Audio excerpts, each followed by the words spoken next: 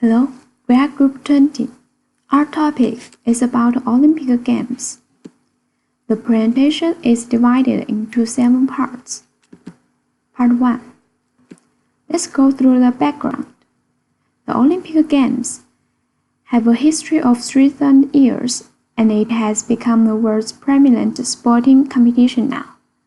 Every 4 years, thousands of world's best athletes from all parts of the globe gather in one place to realize their dreams and experience the joy of Olympic competition. Meanwhile, an incredible amount of research data have been made by a group of Olympic history enthusiasts. In our project, we will dive into massive Olympic data. The Olympic dataset provides an opportunity to ask questions about how the Olympics have evolved over time, including questions about the participation about and performance of women, different nations, and different sports and events. Also for medal, how can we predict number of medals won by a team? What are the main influencing factors? Part 2. We are going to introduce the dataset concretely. There are 4 datasets totally. The first 2 are from Kaggle. Besides, we merged those 2 datasets with the country-wise GDP and population data.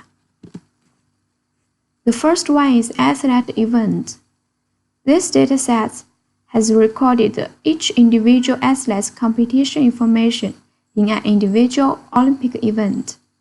There are 15 columns, including the athlete's personal information and event information.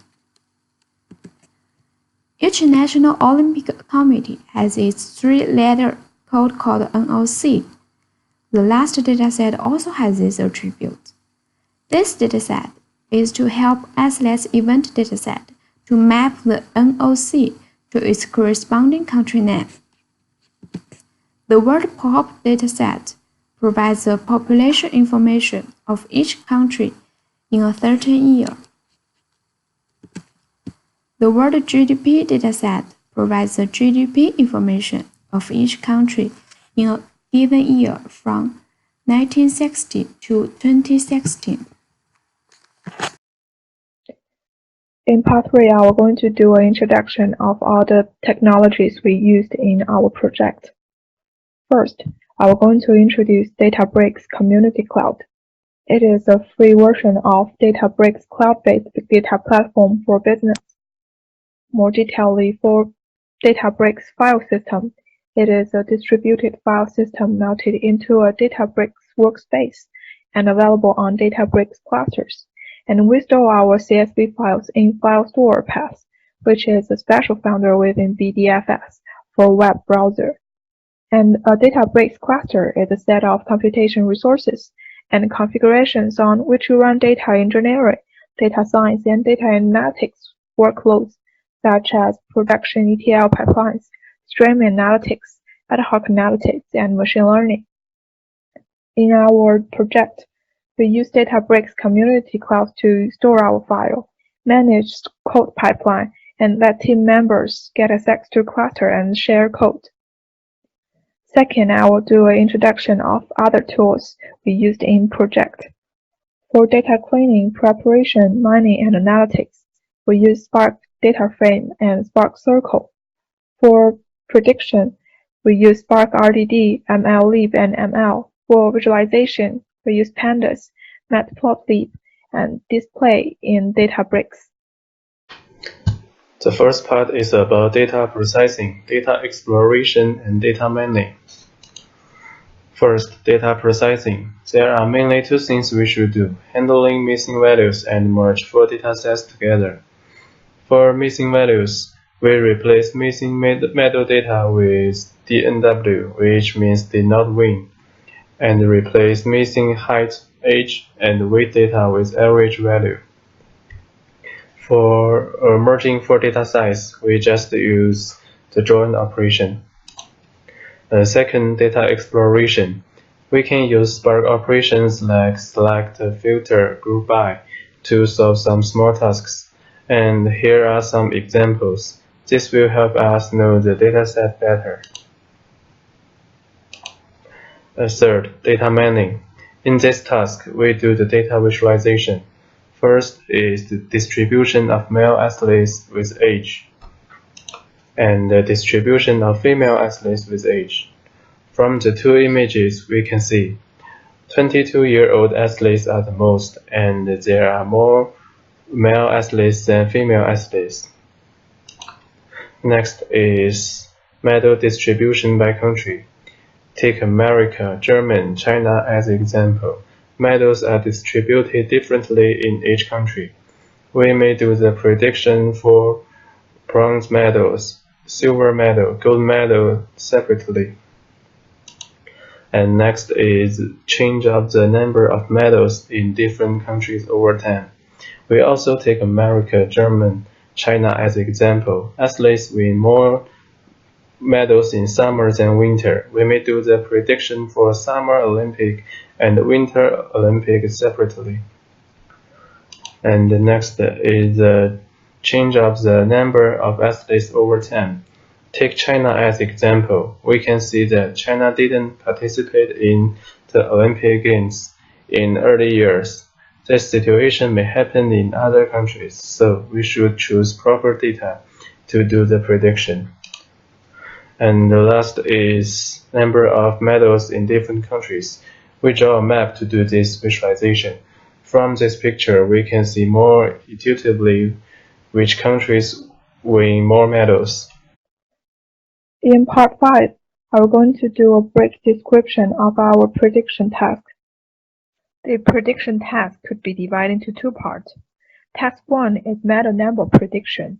We use additional information GDP, population of countries from 1960 to 2016, as well as whether this team is enjoy a home advantage to predict medal number a team won in each Olympic event. And task 2 is athlete qualification. We use age, height, weight, and sex to classify their sports involved. Because there are a lot of sports categories, so we specify sportsmen in swimming, athletes, and weightlifting. For methodology, we use linear regression and GPT regressor to do medal prediction, and we use random forest classifier to do athlete classification. The results of evaluations is showed in tables below. In task 1, the RMSE of linear regression is around 15.64, and R-square is around 0.72. The RMSE of GPT regressor is around 14.87, and R-square is around 0.73. In task 2, the accuracy of random forest classifier is around 0.74. Next part, I'm going to talk about some of the challenges that we have faced in this project. The first challenge is that noding data on data bricks. The data bricks nodes data by creating tables, which means we cannot directly read the CSV file, and according to its requirement, we had to fix the header line and selected the types of data by ourselves. Also, the table takes the NaN or null value as a string but not null value, which caused some problems. What's more, sampling for prediction is also a challenge. For example, the dataset itself has some missing and controls data, such as the height and weight. This value contains specific information cannot be filled just using the average or median, which could bring some unreliability to the data prediction work. And the lack of the data lead us to drop them. In the processing of observing Spark UI, we can clearly see the operation of jobs, storage, and circle. We can better understand the exclusion of code and the charm of big technologies by watching the graph or logs. In our project, we found machine learning algorithms in ML and MLab are lacking in diversity, which brought some problems to us.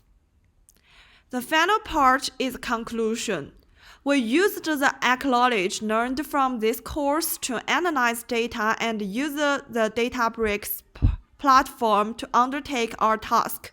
We explored the data and did some data visualization,